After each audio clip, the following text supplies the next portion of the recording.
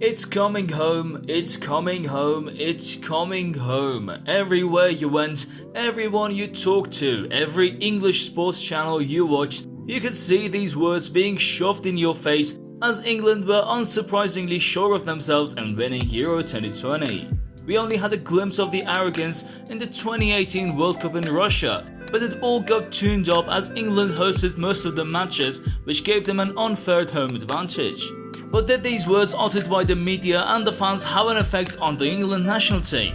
Were the poor players just under so much pressure that they eventually crumbled? Even though Marcus Rashford and Jadon Sancho are two of England's greatest talents and can score penalties in their sleep, they were the ones who missed the crucial penalty kicks and handed the victory and the Euro 2020 trophy to Italy in the final. Was there just too much pressure on these young talents? Were these words circling their heads as they were trying to focus on taking a simple penalty kick? It might seem obvious to many that this coming home phrase really did hurt England throughout the competition, even though it was also the driving fuel of the whole squad. Let's have a look at England's journey in Euro 2020 and see how the team were affected by this phrase and how they played when England supporters wouldn't cheer them on. England kicked off their Euro 2020 campaign with a narrow 1-0 win against Croatia, during which Raheem Sterling scored his country's only goal.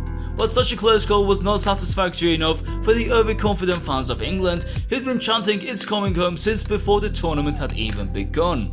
This clutch victory caused some fans to doubt their national team, and the Three Lions only made their doubts stronger with the disappointing 0-0 draw against Scotland, who were obviously the underdogs of not only the match but the group as well.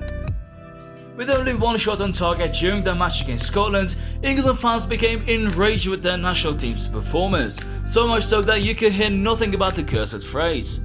This short period of silence was the kick that the England squad needed as they went on to clutch a victory against Czech Republic, with the single goal of the game coming from none other than Sterling himself.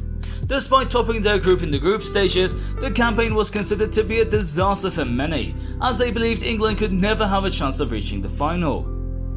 With England receiving much criticism in the group stages, they had to work a lot more on their performance, which led to them going strong in the knockout stages as they faced Germany in the round of 16. Southgate's men managed to dominate the game and pull off a historic 2-0 victory against their arch-rivals. This win played a pivotal part in England's journey in Euro 2020, as their supporters gained back the confidence they needed to cheer their boys on in the tournament. With the likes of Germany, France and Portugal already out of the way, this confidence only grew stronger, and you could hear "It's coming home" everywhere you went. Fueled by their newly found self-confidence and the motivation that the fans gave them, the Three Lions conquered the opposition in the quarterfinals with an emphatic 4-0 win against Ukraine and bested Denmark 2-1 in the semi-finals to reach the final of Euro 2020. Prior to the final showdown of the tournament, everyone was already familiar with the "It's coming home" phrase, as England supporters were sure they were going to finally bring a major trophy back home. While Gareth Southgate's men had successfully beaten all their opponents, Italy were no ordinary opponents.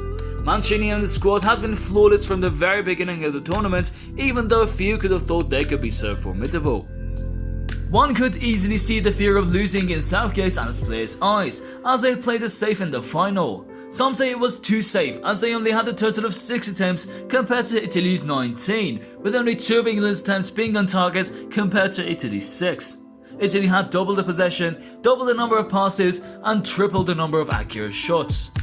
Even though the game was only decided in the penalty shootouts, England played it like the underdogs instead of pushing on for a victory that they could get with a little bit more effort. In the end, however, the pressure proved to be too much, and the England players crumbled under the weight of the "It's coming home" sentence.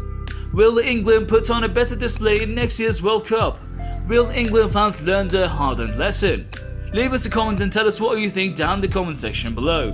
And as always, thanks for watching. If you liked our video, make sure to click like and subscribe and turn on the notifications to get notified of all our weekly uploads.